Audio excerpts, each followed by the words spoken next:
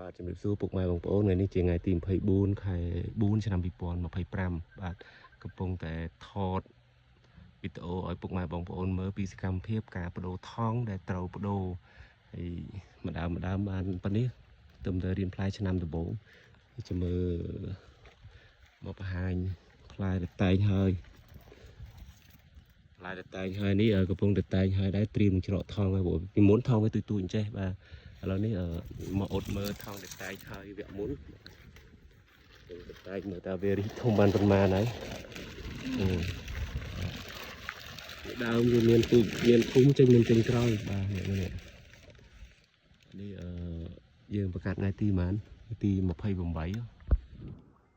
ទី28ខែ2ឥឡូវថ្ងៃនេះ24ខែ4ហើយចឹងវាចូលចិត្តបាក់ហានេះហើយហ្នឹងហើយធំល្អបងប្អូននេះពូជបាទហ៊ីក្រហមមកពីប្រទេសអារ៉ាប់រួមអាមេរិកបាទមើលមកទៅមើលនោះមួយទៀតមើលយើងធ្វើលម៉ើកាលណាយើងធ្វើត្រូវបែបបត់បច្ចេកទេសត្រឹមត្រូវយើងទូបានផលអញ្ចឹងបាទតែស្រាយនេះមួយទៀតមើលអានេះក៏ថ្ងៃទី28ដែរ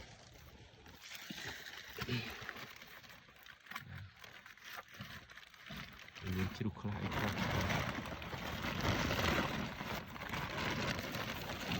បាទនេះបងប្អូនមើលនេះផ្លែចេញតម្រង់កអ៊ីងនេះយើងបាទយើងតែងស្លាស់បាទនេះល្អមែនទេបាទប៉ុណ្ណឹងល្មមហើយនៅអានឹងយើងតែងគូមានតែងគូតែង3ជ្រុង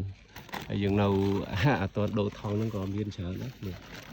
តាំងពីថ្ងៃប្រកាសអានេះថ្ងៃទី14ខែ3យើងប្រកាសហើយឥឡូវហ្នឹងមិនទាន់បានដូរថងទាំងអស់